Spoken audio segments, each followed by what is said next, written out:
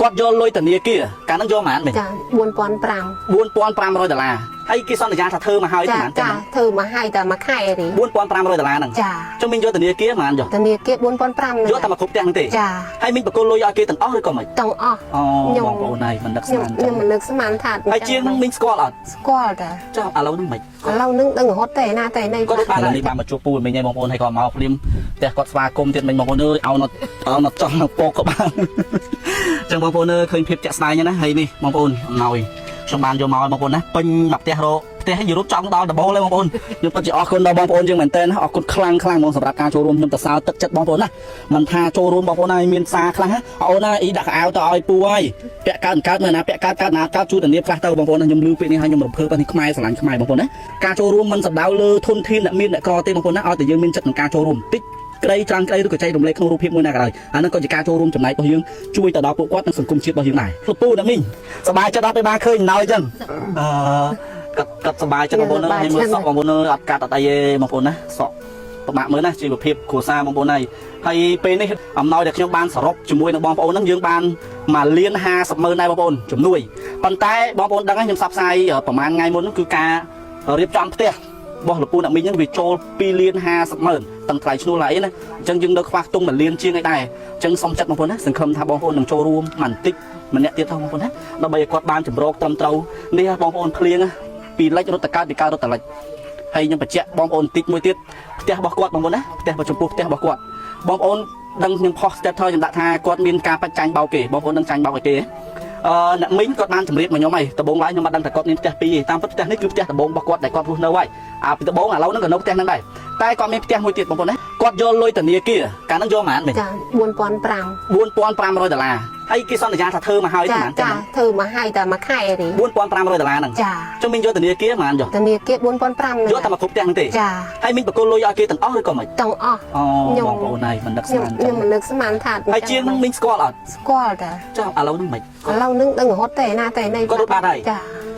រឿងដែលហួសចិត្តបងប្អូនណាជីវភាពគ្រួសារលំបាកវេទនាប៉ុណ្ណឹងហើយនៅមានជនឆ្លៀតឱកាសដែលសន្យាថាសាងសង់ផ្ទះក្នុងតម្លៃ$4,500គ្នាខំរត់លេចកើតរត់សេវាដើម្បីយកលុយធនាគារគ្រាន់បានឲ្យចៅឲ្យប្តីឲ្យកូនរស់នៅមានសុភមង្គលផុតអាពីសាចពីអីចឹងណាប៉ុន្តែបងប្អូនណាជាមួយខ្ញុំដាក់រូបភាពផ្ទះឲ្យបងប្អូនមើលថាបានប៉ុណ្ណាហើយចាក់ស្ដាយចាឥឡូវនេះគាត់បានដើរបេះស្វាយបេះហ្នឹងយកមកបានបិទបាំងដបូលពីដើមមកអត់ទាន់មានទេមែនទេអត់មានបាទដបូលហ្នឹងគឺមានតែគ្រោងដែក4-5ដើមហ្នឹងគត់បាទហើយនឹងចាអាសាអាស៊ីម៉ងអាចាក់ហ្នឹងអាស៊ីម៉ងហ្នឹងកូនខ្ញុំចាក់អីអញ្ចឹងបានតែគ្រោងដៃទេបាទបានតែគ្រោងដៃគត់ឲ្យអស់$4,500បងប្អូនណានេះគឺជារឿងមួយដែលហួសចិត្តមែនទែនបងប្អូនយើងនឹកស្មានមិនដល់ទេថាមនុស្សឆ្លៀតឱកាសសំបីតែអ្នកដែលទីទាល់ក្របំផុតហើយនៅមានអ្នកចង់បានកេងប្រវ័ញ្ចពីគាត់ទៀតអញ្ចឹងខ្ញុំសូមចិត្តបងប្អូនណាចូលរួមបងប្អូនចូលរួមទាំងអស់គ្នាយើងមិនថាខ្វះ$1,000,000ទេបងប្អូនចូលរួមបានលុះហ្នឹងទៅក៏បានឲ្យគាត់ពុតគង់បន្តទៀតដែរហើយនេះសាច់ចៅ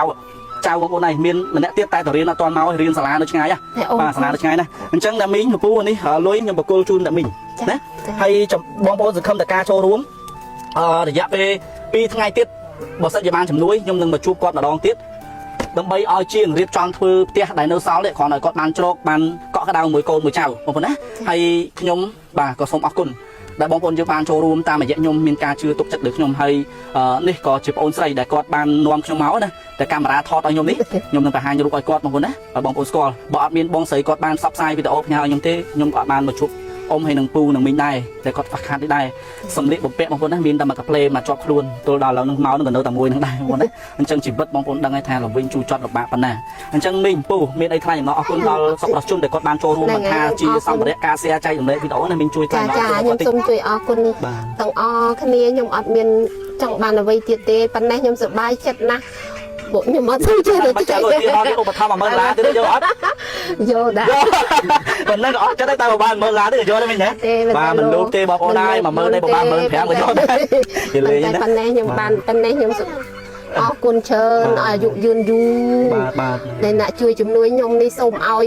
ទៅណាមានសេចក្តីសុខក្តីចម្រើនយំជុំគិតអត់អីទេមិញនឹងចេញអារម្មណ៍អស់អញ្ចឹងបងប្អូនណាខ្ញុំជំនួសមុខឲ្យលោកពូណាមីងដែលខ្ញុំអត់សូវចេះក្រុមគ្រួសារដែលបងប្អូនបានចូលរួមនេះអញ្ចឹងខ្ញុំជំនួសមុខឲ្យគាត់សូមថ្លែងអំណរអគុណដល់សប្បុរសជនទាំងក្នុងនិងក្រៅប្រទេសដែលបងប្អូនបានចូលរួមតាមរយៈខ្ញុំមានតែអំណោយសម្ភារៈសម្លៀកបំពាក់លុយកាក់របស់ប្រើប្រាស់យើងមានគ្រប់សពបងប្អូនណាបានចូលរួមតាមរយៈខ្ញុំបាទនេះ ខ្ញុំបានមានអ្វីទេខ្ញុំមានតែមករៀមដៃ10គ្រប់នឹងអរគុណហើយក៏សូមជូនពរដល់លោកអ្នកម្ចាស់ជំនួយទាំងអស់ដែលលោកសប្បុរសមានចិត្តអាណិតអាសូរជួយដល់ក្រុមគ្រួសាររបស់គាត់ដែលមានជីវភាពទូទៅខ្វះខាតនេះក៏សូមឲ្យលោកអ្នកម្ចាស់ជំនួយទាំងអស់ដែល